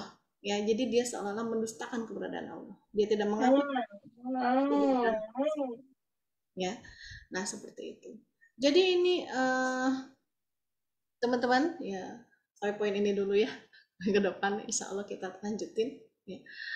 Jadi bagaimana perilaku seseorang yang punya rasa takut kepada Allah. Termasuk tadi kalau benar-benar takut kepada Allah, dia akan bersegera pokoknya, bersegera mengkaji ilmunya, ya ilmunya Allah. Dia akan bersegera, lisannya itu nggak akan pernah tinggal diam ya. Bagi dia mengoptimalkan semua yang ada dalam tubuhnya itu untuk mendekat kepada Allah dan menjauhi apa yang Allah nggak sukai. Ya akan sibuk dengan itu karena dia takut kepada Allah. Ya, atau pas dia lalai, pas sebut nama Allah, dia langsung takut lagi, dia langsung bersegera lagi kepada Allah. Nah, seperti itulah orang yang hatinya sehat. Ciri-ciri orang yang beriman, ya, yang memang dia imannya kepada Allah, sehingga yakinnya kepada Allah, pengharapannya kepada Allah bukan kepada selain Allah, yaitu dunia dan seisinya. Ya. Wallahu a'lam bishawab. Mudah-mudahan kita bisa lanjutkan di pertemuan berikutnya. Ya, mangga Teh Yani, kalau teman-teman ada yang mau diskusi, ya silakan. Baik, Durian. Jadi mangga aja disebut. Gitu ya. Durian, bolehlah kode-kode ya dikirim. Baik.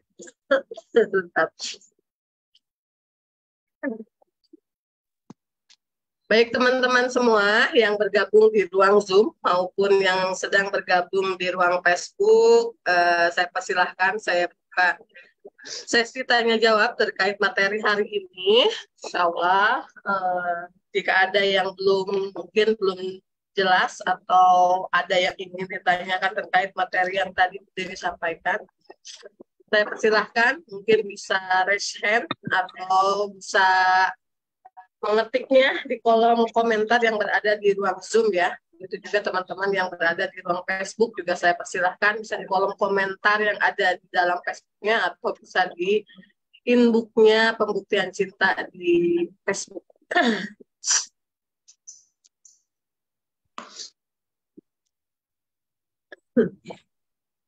Ya, ini kenapa itu umbelan ya? Untung nggak dekat-dekat. Ya itu salah satu keuntungannya teman-teman, kita bisa ngaji offline ya. Nggak ketularan flu-nya Tayani.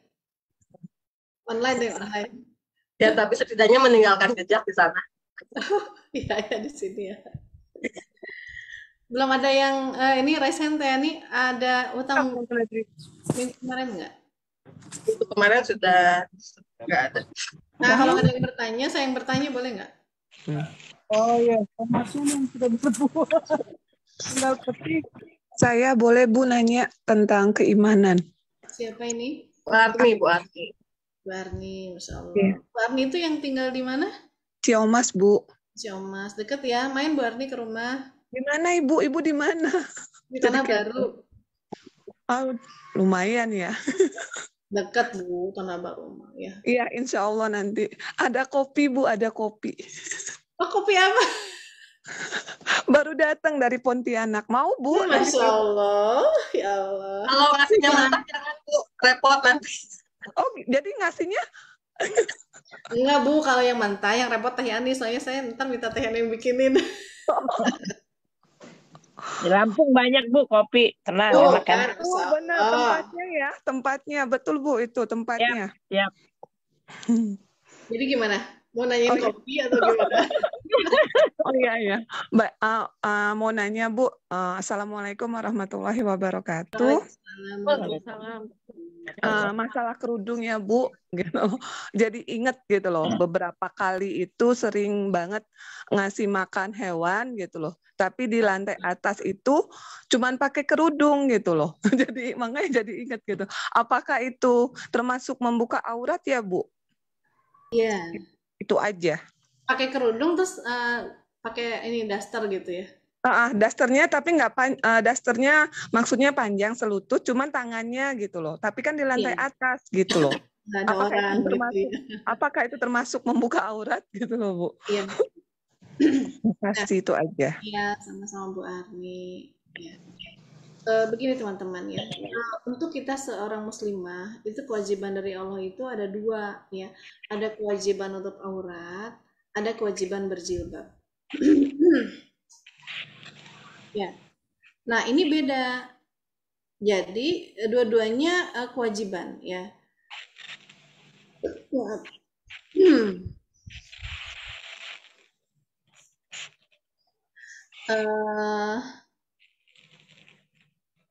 Perintah nutup aurat. Nah ini terjadi ya ketika itu kapan sih ya? Berarti kapan dulu ya? Kapan kita diwajibkan nutup aurat?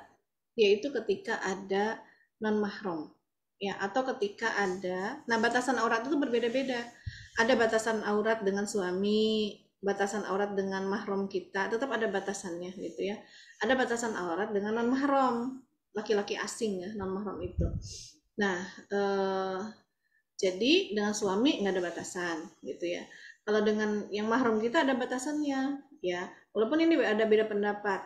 Ada yang menyebutkan batasan dengan mahram kita itu ya, kalaupun mau terbuka gitu ya, dari pusar sampai lutut ya. Jadi kalau kita nyusuin gitu ya, bukan berarti di rumah ya udah deh pakai rok doang sampai lutut gitu ya. Karena mahram kita di rumah gitu ya, anak kita, ada suami kita, mungkin ada kakak kita laki-laki gitu ya. Bukan berarti begitu, tapi ada yang membolehkan gitu ya. Pokoknya batasannya itu nanti kalaupun terlihat bagian perut kita gitu ya, di atas pusar, kita tidak jatuh dosa gitu ya. Nah, tapi pendapat kedua, batasan dengan mahram kita tuh tadi ya, dengan apa namanya, mungkin dengan anak kita ya, atau dengan sesama perempuan, dengan kakak laki-laki kita ya, itu mahram-mahram kita ya. Nah, tadi pertama yang lutut sampai pusar, ada yang memahami juga dari lutut sampai ke ini nih, lengan atas ya. Jadi nih bahu ini, atau ada yang sampai sini sedikit turun sedikit dari bahu ya. Jadi kalau nyusuin itu juga aurat, terlihat, nggak boleh, dosa gitu ya. Kepada tadi, atau kita di rumah pakai celana pendek tuh ya, atau keluar dari kamar mandi pakai handuk doang, nah itu kan ada anak kita, itu kita udah terbuka auratnya, udah berdosa gitu ya. Hati-hati juga sekarang ya, aduh anak laki-laki kita apalagi kalau lihat aurat kita nanti ya, dia mikirnya mungkin udah macam-macam ya. Nah begitu ya, itu batasan aurat. Bagaimana batasan aurat dengan laki-laki asing, yaitu seluruh tubuh kecuali muka dan ini ya teman-teman, apa namanya, telapak tangan. Nah ini hadisnya ya, kewajiban ini banyak dalil kewajiban tentang menutup aurat tadi dan batasannya gitu ya. Nah salah satunya adalah hadis tentang Asma ya, Asma binti Abu Bakar, berarti adiknya Aisyah ya, iparnya baginda Nabi Muhammad SAW. Berarti mahram bukan dengan baginda Nabi, bukan mahram ya. Jadi waktu itu kalau nggak salah Rasulullah ke rumahnya Aisyah ya, ke rumah Abu Bakar, lalu Asma tuh keluar, cuma pakaiannya tipis gitu ya. Nah, lalu Rasulullah memalingkan muka ya SAW, lalu berkatakan ya, intinya kurang lebih teksnya saya tidak hafal banget ya, tapi seperti ini kurang lebih, maksudnya tekstualnya pasnya gitu ya. Tapi ini penjelasannya bahwa seorang wanita itu ketika sudah balik ya, maka dia wajib menutupi auratnya ya, yaitu apa, seluruh tubuhnya adalah aurat kecuali ini. Jadi baginda Nabi itu digambarkan menyentuh wajahnya gitu, ini dan ini. Nah jadi ininya tuh baginda Nabi apa namanya itu, menggenggamkan tangannya begini ya. Nah jadi ini diterjemahkan, ditafsirkan bahwa batasan auratnya itu wajah dan sampai genggaman tangan kita segini. Nah jadi masih boleh terlihat ya. Nah ini teman-teman, di bawah ini sedikit ya, segenggam tangan kita itu masih bisa terlihat. Nah masih boleh, itu batasan aurat kita. Nah berarti kapan kita itu disuruh tutup aurat? Ketika di dalam rumah ada tadi ya, tergantung kan batasannya seperti tadi ya. Terus siapa yang sedang kita hadapi, yaitu ketika kita di dalam rumah ya. pas ada tamu ke dalam rumah kita, tamu asing nih, non mahram. Nah, jadi kita wajib menutup aurat kita. Terserah ditutupnya dengan cara apa, pokoknya tutup kecuali wajah dan tangan kita tadi, telapak tangan ya, sampai batasannya satu genggaman tangan kita. Nah, itu wajib ya. Nah, jadi namanya nutup aurat, tolong digarisbawahi, nutup aurat bukan membungkus aurat. Ya. Nutup itu berarti tertutupi warnanya dan bentuknya. Ya, berarti dia longgar dan tidak nerawang. Jadi kalau dia itu hanya membungkus, bisa jadi hanya tertutup warnanya kayak lepet. Ya, tahu lepet ya, buras itu hanya tertutup warnanya, lontong tuh ya.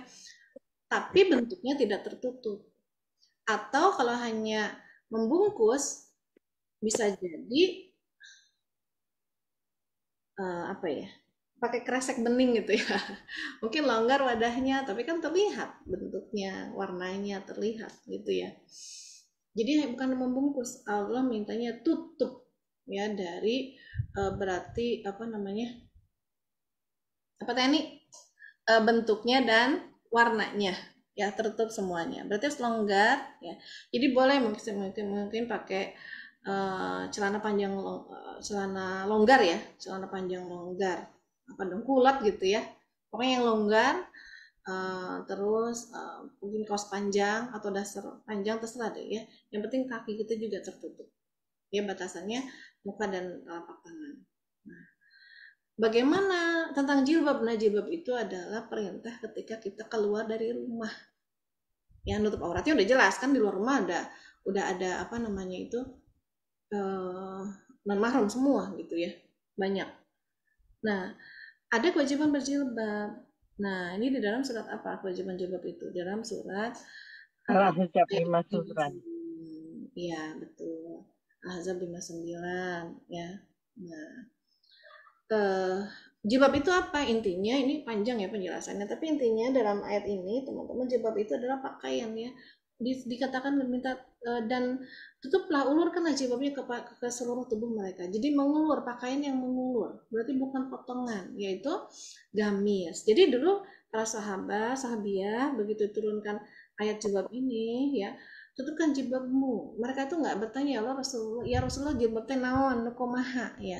Mereka tahu karena jilbab itu adalah bahasa penyebutan mereka tentang sebuah pakaian yang kita sekarang sebut sebagai gamis. Ya, jadi jilbab itu bukan ini ya teman-teman, bukan kerudung, ini namanya khimar. Ya, khimar. Ya, kalau khimar keledai, kalau ini pakai kho ya, khimar, nah, kerudung. Jadi ini ayatnya. Kapan itu? Yaitu ketika keluar rumah berjilbab itu. Ya. Jadi bukan baju potongan keluar rumah, tapi gamis. Ya, dari bahan dasar boleh ya, terserah pokoknya gitu ya. Nah, batasannya apa? Tetap muka dan tangan tadi gitu ya, telapak tangan. Batasannya begitu. Nah, jadi jilbab. Nah, jilbab itu ketika keluar rumah. Nah, ini dikuatkan. Kok apa sih jilbab itu ketika keluar rumah? Jadi ada sebuah hadis lainnya, teman-teman. Hadis waktu itu baginda Nabi Muhammad SAW membicarakan tentang sholat Aid, ya, Idul Fitri atau Idul Adha, ya, sama-sama sholat Aid. Nah, jadi baginda Nabi memerintahkan semua itu keluar dari rumah. Ya, yang sedang haid pun keluar dari rumah gitu ya, untuk bergabung sebagai syiar Islam gitu ya, bergabung karena ini adalah hari raya keluar. Nah, lalu yang dipingit pun disuruh keluar ya, kata baginda Nabi Muhammad SAW. Lalu ada seorang wanita bilang begini, ya Rasulullah, ada di antara kami yang tidak punya jilbab.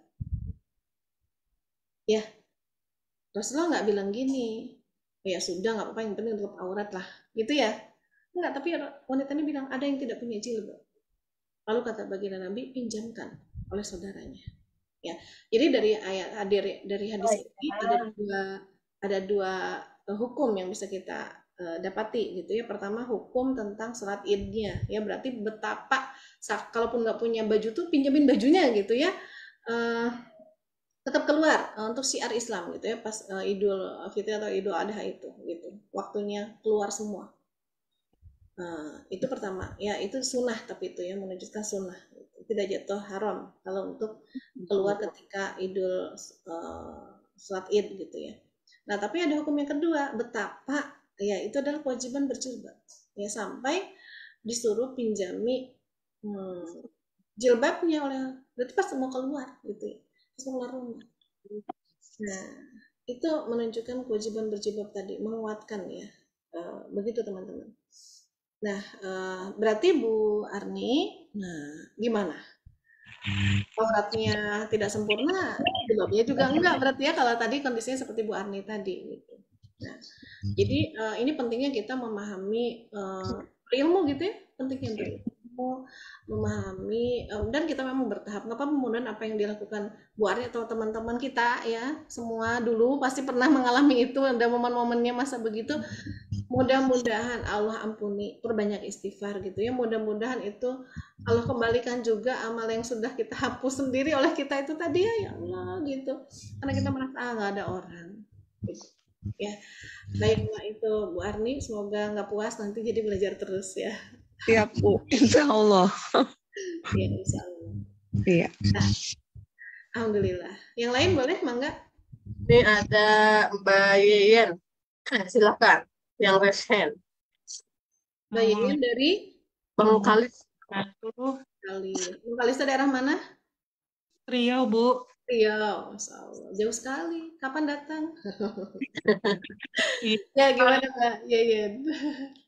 Gitu. Pengen kalau ada cara offline-nya. Amin, Tapi amin. ya. Mudah-mudahan ada rezeki bisa ikut. Amin. Ustazah ingin bertanya, apa ya? Tadi kan rasa takut kepada Allah gitu kan. Pertama mohon izin, mohon maaf tadi terlambat. Oh iya. Jadi Dimaafkan dapat kali ini dimaafkan. Ya lain kali juga dimaafkan insya Allah. Gimana Mbak ya? kalau misalnya gini, kenapa ya kalau misalnya saya sedang ingin melakukan perjalanan jauh, misalnya kayak kemarin pulang kampung dari Bengkalis ke Aceh gitu kan, karena kampungnya di Aceh itu kan perjalanan 2 hari bawa mobil gitu. Kok kayak ada rasa takutnya, takut kecelakaan, takut kalau misalnya, pokoknya takut kalau ada apa-apa di jalan lah Bu gitu ya. Jadi kalau mau memulai perjalanan itu kok kayak takut kemanapun misalnya kayak karena kami kan daerah pulau ya Bu ya, kalau misalnya mau ke pulau yang lain itu tentu naik kapal, itu juga kayak ada rasa takut gitu kan, takut kapalnya tenggelam gitu. Yang dipikirin kok yang kayak aneh-aneh aja gitu.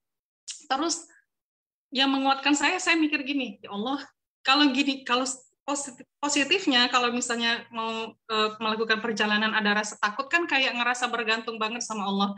Ya Allah gitu kan Bu ya. Ya Allah jaga, ya Allah temani, ya Allah bantu, ya Allah mudahkan. Tapi setelah itu saya berpikir lagi Bu, tapi kenapa ya kalau misalnya saya ada di rumah kayak nggak ngerasa bergantung sama Allah, kayak ngerasa aman gitu kan. Kayak ngerasa tidak ada bahaya kayak gitu. Kadang berpikir juga Bu gini, ya Allah ini gimana ya gitu kayak ya Allah kadang-kadang apakah ini kelalaian saya atau misalnya rasa takut tadi itu baik atau buruk gitu kan, sementara kalau berada di rumah kok ngerasa aman nggak takut dengan apapun gitu ya, jadinya sama Allahnya kayak kurang bergantung gitu Bu, karena ngerasa semuanya dalam kendali kita gitu. Tapi kalau kayak melakukan perjalanan takut ada apa-apanya tuh begitu kuat gitu Bu. Jadi ini seperti apa sebenarnya Bu gitu, yang benarnya gitu. Walaupun ketika saya mau melakukan perjalanan, saya untuk membuat tenang lagi, saya berpikir gini dan saya ulang-ulang gitu untuk meyakinkan diri, kalau nggak dalam perjalanan juga kalau memang udah ketemu ajalnya mati juga kan gitu ya. Tapi balik lagi negatifnya kalau di rumah kok ngerasa aman, ngerasa nggak ada berbahaya, kok ngerasa maut itu kayaknya masih jauh gitu, tapi kalau melakukan perjalanan kok kayaknya dekat dengan maut kayak gitu. Itu aja Bu, terima kasih. Assalamualaikum warahmatullahi wabarakatuh. Waalaikumsalam. Ya, Masya Allah. Kayaknya yang disampaikan Mbak Yayan gue banget gitu ya teman-teman. Kayaknya kita pernah ngerasain gitu ya, kayak gitu. Kita semuanya sering ngerasain ya. Nah, baik ya, Bismillah, saya coba ya. Nah, perasaan takut itu sebetulnya adalah sebuah perasaan yang kita sebut sebagai qadar ya, qadar yang Allah ciptakan bagi kita manusia ya.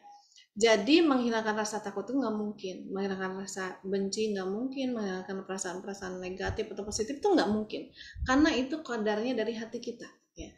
Hati itu qadarnya, karakteristiknya hati itu memang akan merasakan sesuatu. Ya, jadi yang paling mungkin itu apa? Paling mungkin bukan menghilangkan perasaannya, tapi mengelola perasaannya. Ya, dikelola kapan ditempatkan, bagaimana responnya dan seterusnya. Ya, itu dikelola oleh kita. Nah, tentang rasa takut. Ya, Mbak Yayan boleh ya kita ngobrol ya, Mbak Yayan di mana? Dinyalain mic-nya boleh. Nah, Ya Bu, masih di sini. rasa takut itu muncul pas apa? Pas kapan? Kalau misalnya kayak tadi melakukan perjalanan. Bukan, sebetulnya bukan pas itu. Kalau di gini, Mbak Yayan misalnya ya, tadi perjalanan. Seandainya biasanya di perjalanan berapa orang? Sendiri, kalau ada agenda keluar gitu kan sendiri. Kadang-kadang takut bawa anak, Bu. Saya sampai berpikir, saya nggak usah bawa anak deh, kalau ada apa-apa biar saya aja. Astagfirullah. Nah, sendiri ya.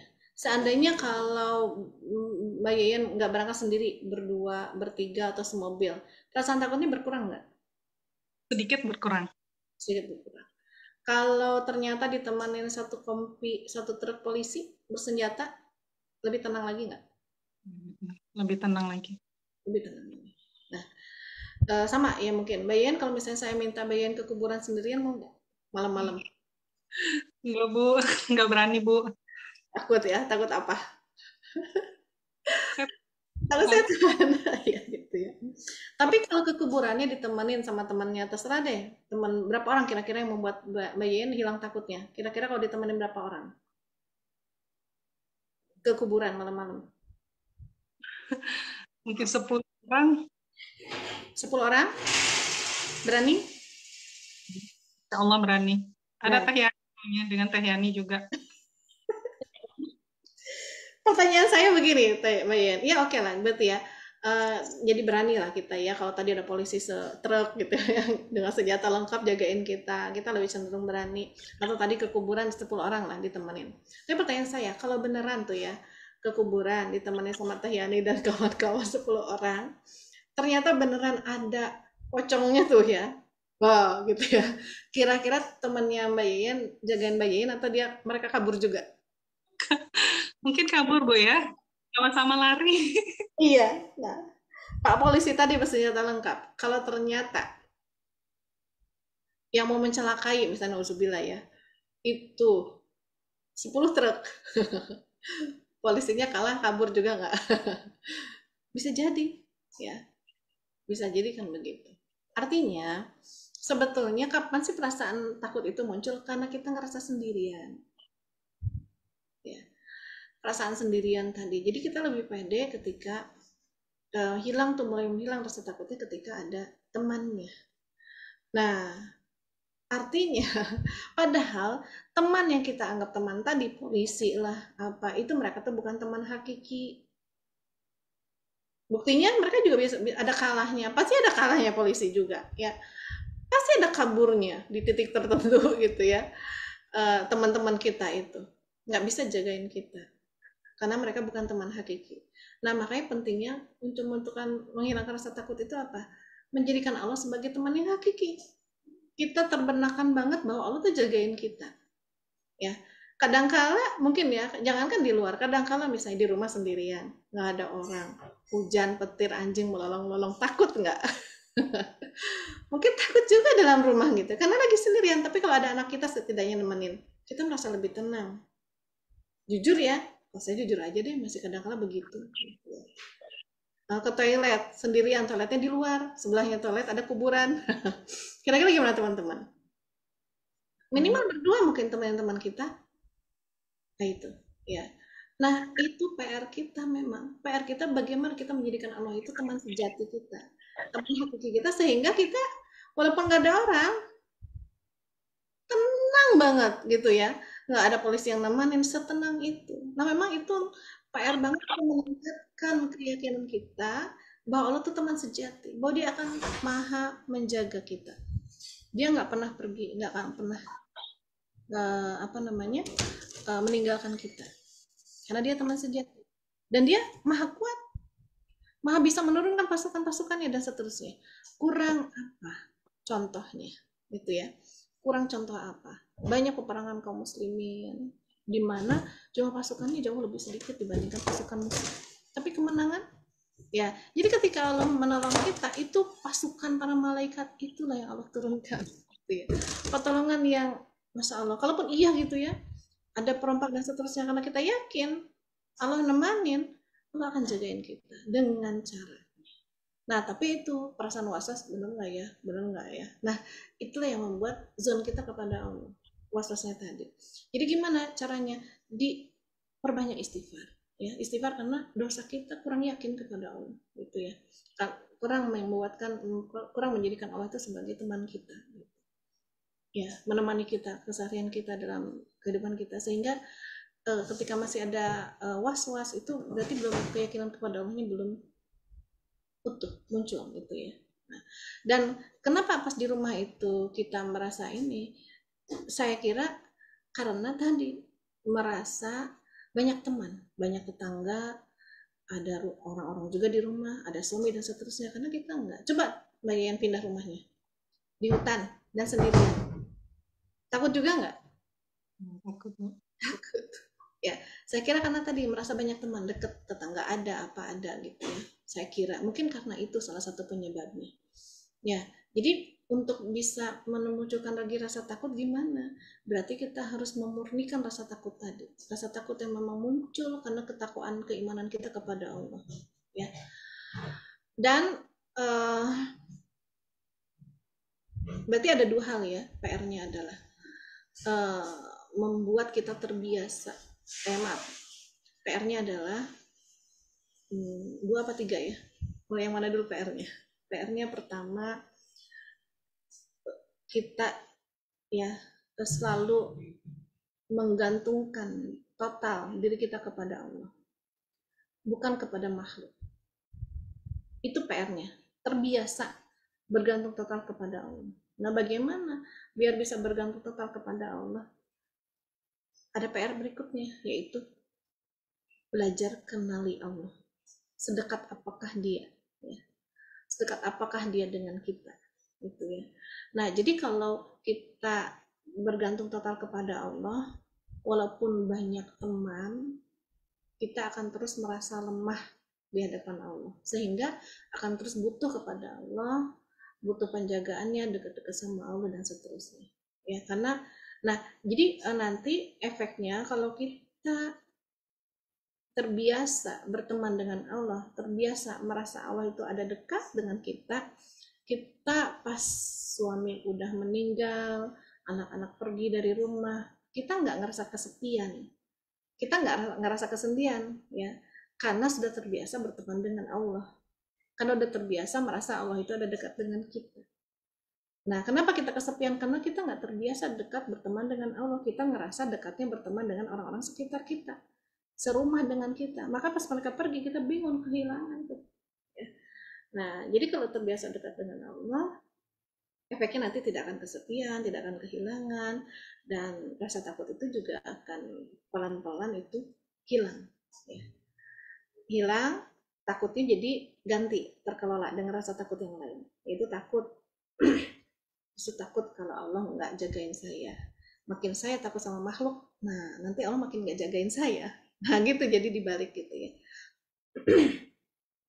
Takut Allah pergi dan seterusnya. Dan satu lagi PR kita adalah mendefinisikan penjagaan Allah itu kayak gimana ya.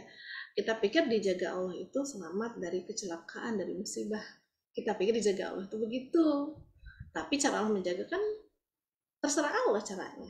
Bisa jadi cara Allah menjaga memang dibiarkan kita itu dalam pandangan kita kena musibah, kena masalah, kita celaka, ya.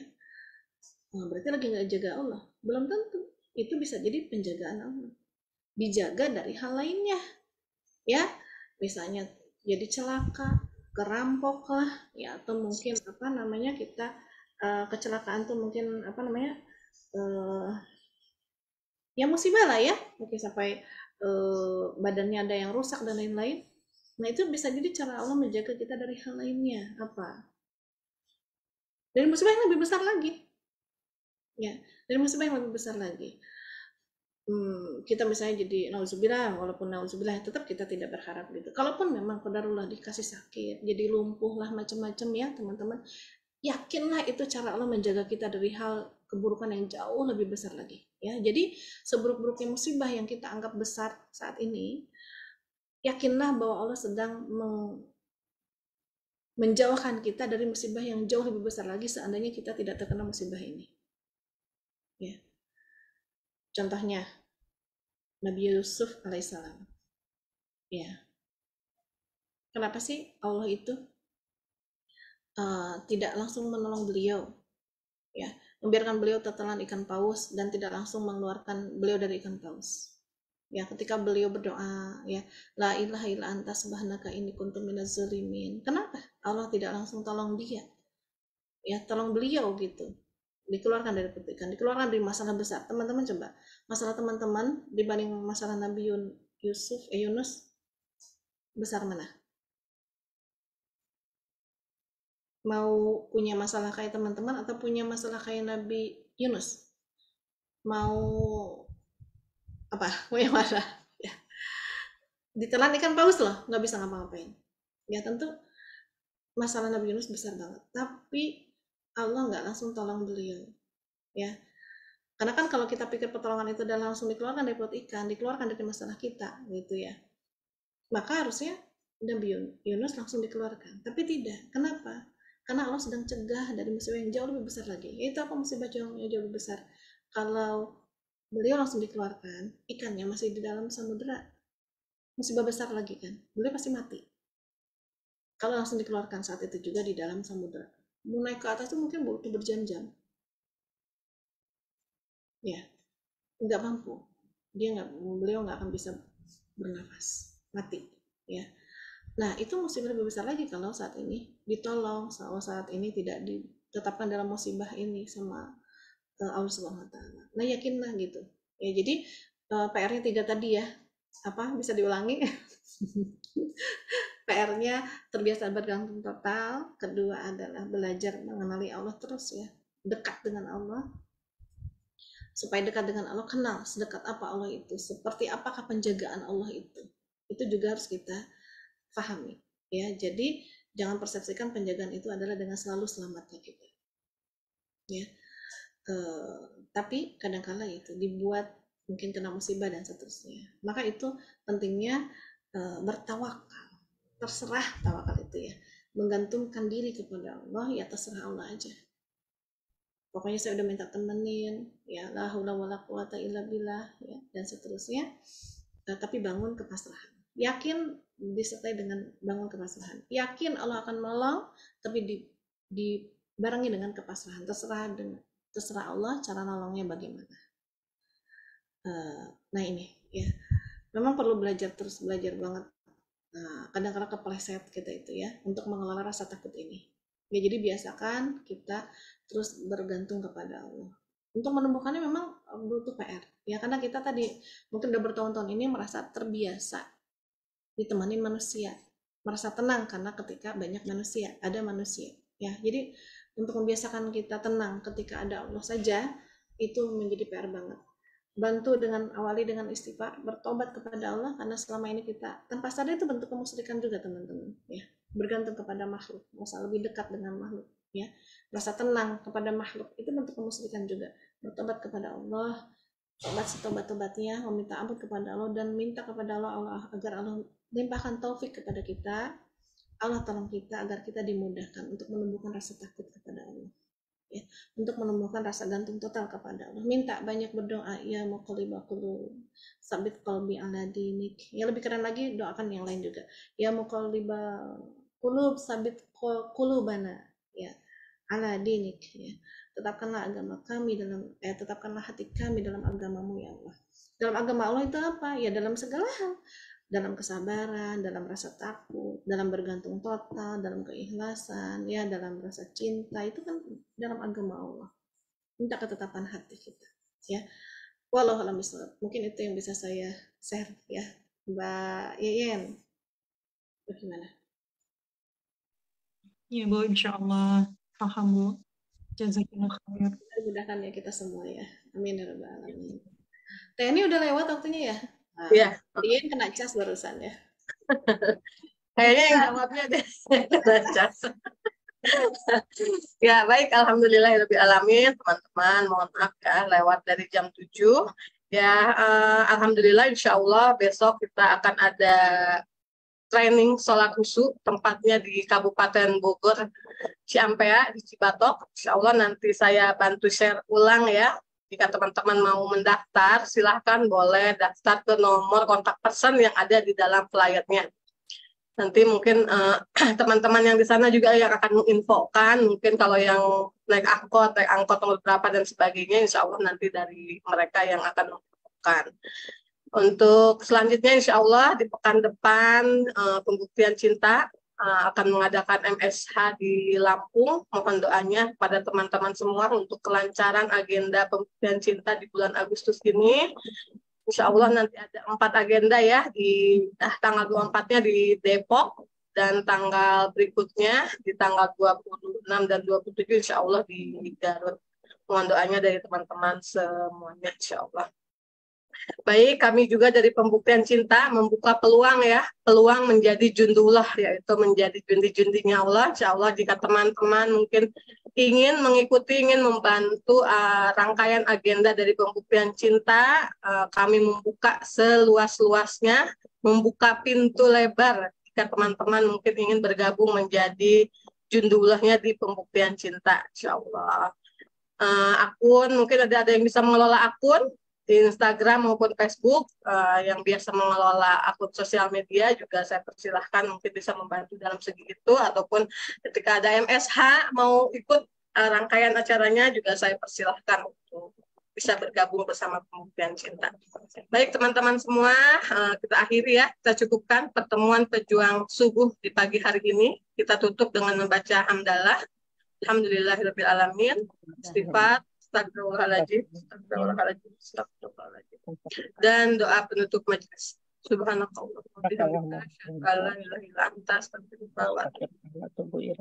Sekian dari saya. Mohon maaf lahir dan batin. Assalamualaikum warahmatullahi wabarakatuh.